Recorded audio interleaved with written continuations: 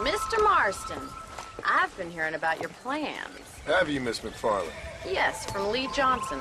To settle here and build a life for yourself. I'm afraid those aren't my plans. See, I already have a life. Well, I had one, and I'm trying to reclaim it. Or maybe what you could say is I had two, and I'm trying to end one of them so the other can survive. You do so love to talk in riddles, Mr. Marston. Do you do that, I wonder, as a substitute for having anything interesting to say? Probably, Miss McFarland. Oh, call me Bonnie, you fool. Call me Bonnie.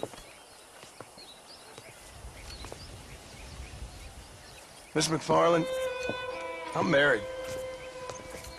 I have a son. I had a daughter, but she died. Years before that, I rode in a gang. We robbed banks, trains, held people ransom. We killed people we didn't like. Bill Williamson was in that gang. Now, if I don't capture my former brother in arms, great harm will befall my family. Now, I don't suppose any of this is very interesting to you, but I hope it explains why I wasn't so eager to talk about it. No, I do understand. I had no idea. You poor man. Even in this new country, memories don't really fade. My father was an illiterate Scot born on the boat into New York. He never saw his homeland, but to hear him talk about it, you'd imagine he only ever ate haggis and wore a kilt. And he hated the English for what they had done to his great-grandparents that he'd never met. People don't forget. Nothing gets forgiven. That's true. Especially when it comes to money. And you know, even now, after all his labors, my father's debts are still terrible. I worry every day about us losing the ranch. It would kill him. My father died when I was 8 years old. His eyes were, well, let's just say he was blinded in a bar fight south of Chicago. My mother died during childbirth. She was a prostitute, and he was her, well, I don't know what he was. So I was sent off to an orphanage and ran away and fell in with a gang. My word. What a difficult life you've lived. The leader of the gang taught me how to read, taught me how to see all that was good in the world. He was a great man in a way. But you killed people. Sure. And I've suffered for it. And that's the life I left. I tried to leave. Said too much, Bonnie.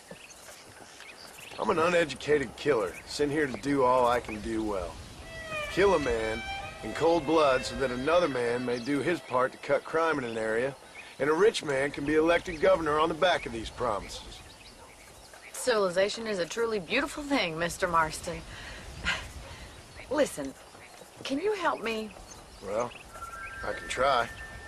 What do you need, money? No, nothing so complicated. I need an extra hand to take out the herd to pasture. Sure. Point me in the right direction.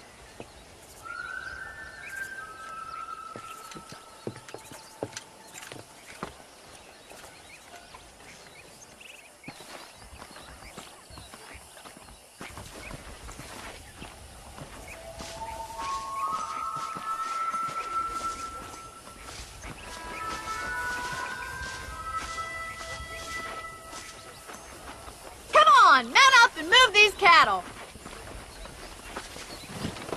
All right, let's head over to the cow pen. It's about time a budding farmer such as yourself learned how to herd cattle.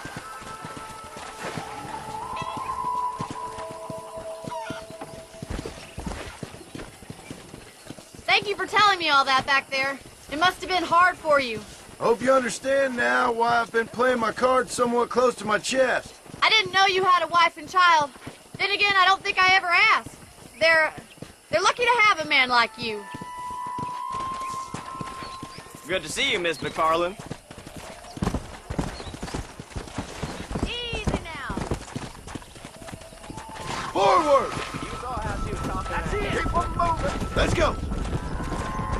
Whoa. That's it. Mr. Marston. Yeah. He's got it. Move. Come on. Drive them down the road, Mr. Marston.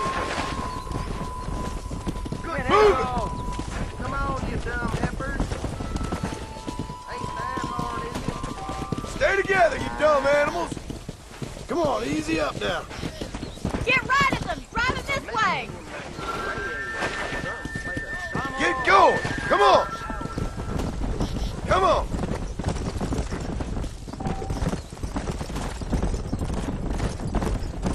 Come on! Come on! Come on! Come on!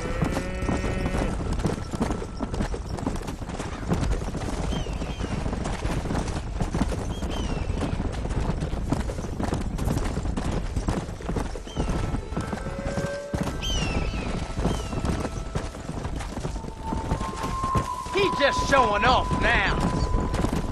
All right, going, let's move Mr. this large Marston. herd out to the far pasture. Come on! Let's go! Let's go! Move! Sweep back and forth behind them. Keep them nice and tight. Watch for the runner.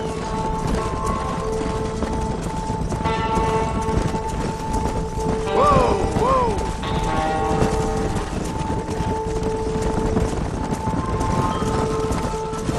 Keep him tight now.